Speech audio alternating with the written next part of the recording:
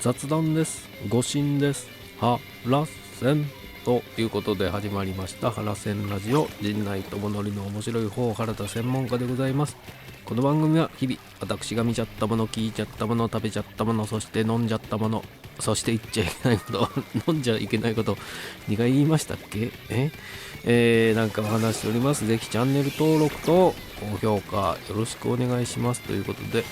昨日は何をしていたのかしら。また打ち合わせをしておりまして、特に変わったことはありませんでしたが、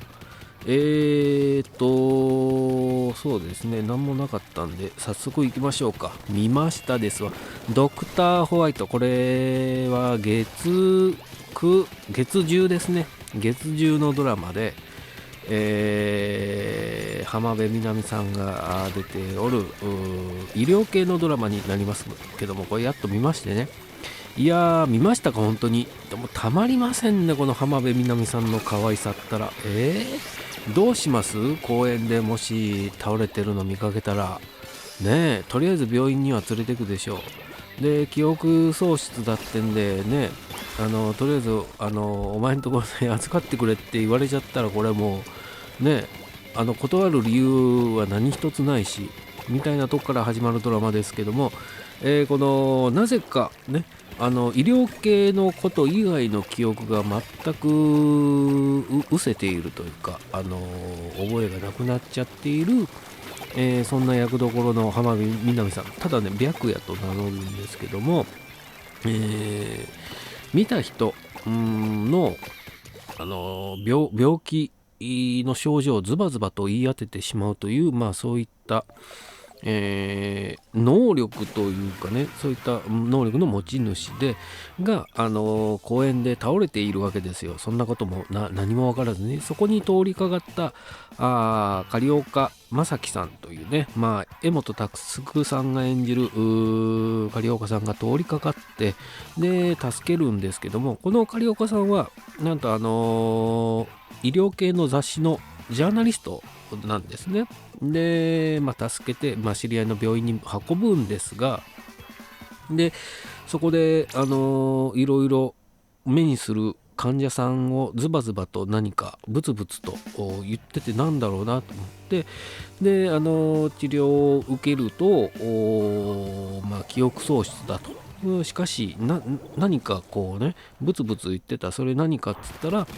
その病状をねズバズバと言い当てて、で急患で運ばれてきた人の病状をそれ誤診ですと言って見事に言い当てて、救うと。でそれが話題となって、院長の目にも若干と回り、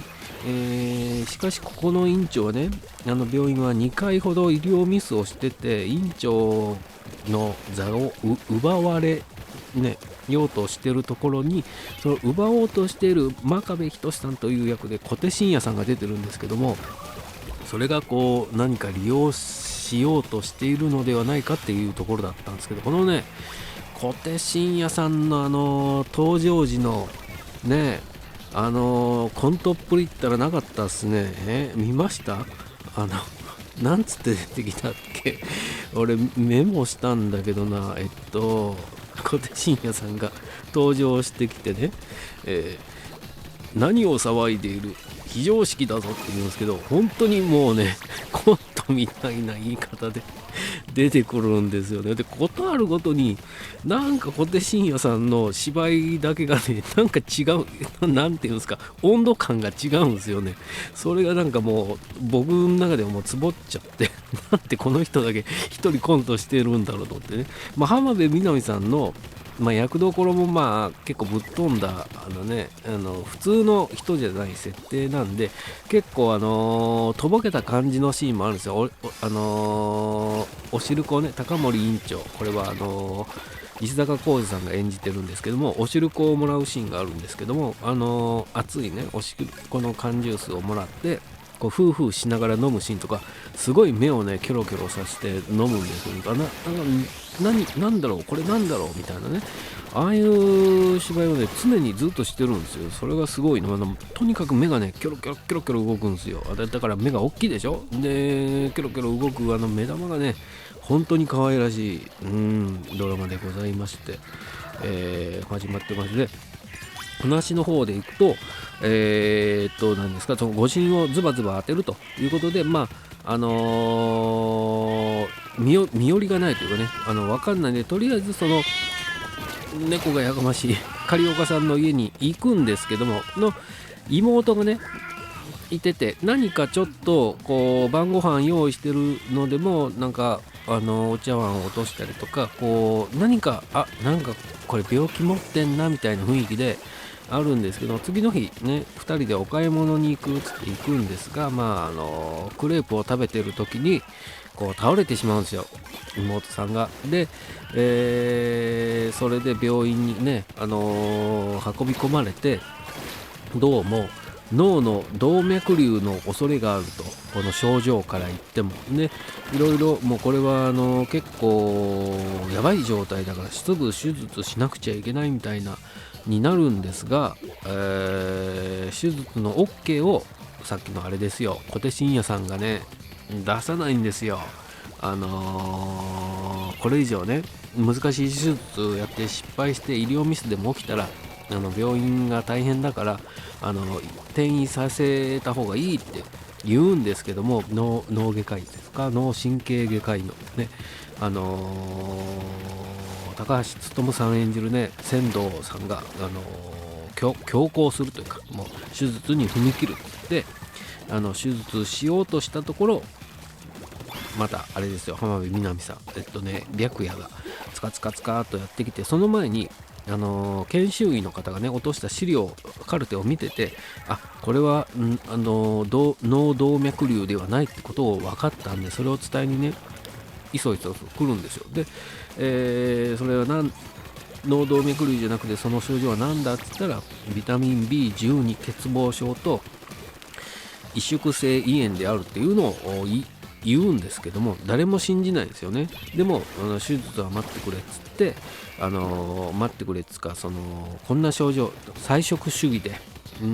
お兄さんはピロリ菌持ってるのは分かってるし、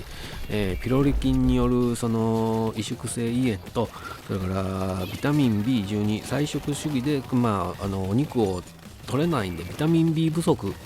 で、しかもそういったピロリ菌のあれと併発してて、そういう状態になっているんじゃないかっつって手術を取りやめて一回調べてみると、やっぱりそうだったってことで一命を取り留めるというかね、重い病気ではなかったってことが分かって、でそれをねこっそり見てた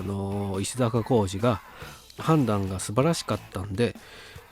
診断専門チームをね作ろうってことで、いうところで終わるんですけども、そこには当然その白夜も入れて、診断専門チームを作ろうというところまでが1話のお話で、し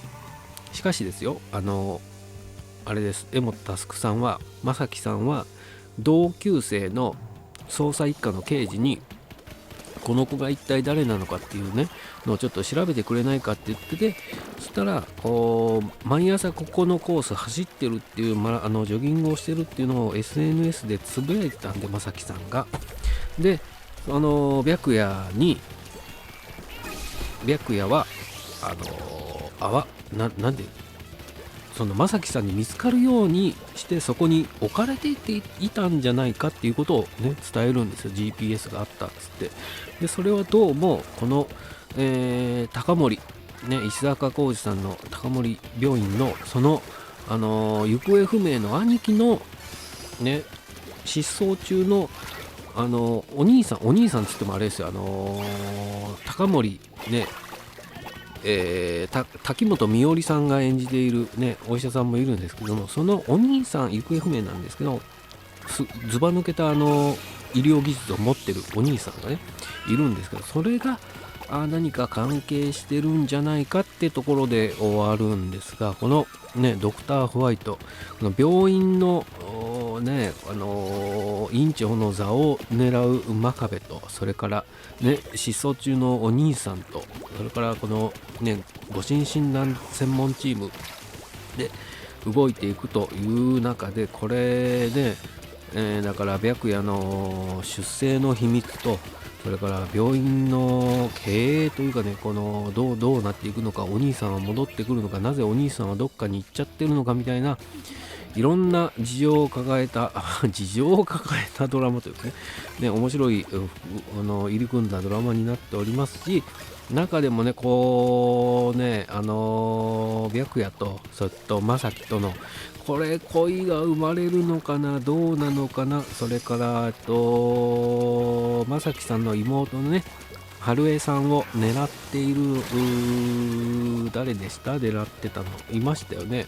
とか、なんかそういった恋模様もはらんできて面白いドラマが始まっております。ドクターホワイト月10ですね。ぜひご覧になってね、見逃し配信TVer なり、これはカンテレなんで FOD じゃなくてね、カンテレ動画 FOD ってあるのかな、 UNEXT でもやってるそうです。なのでご覧になってくださいと。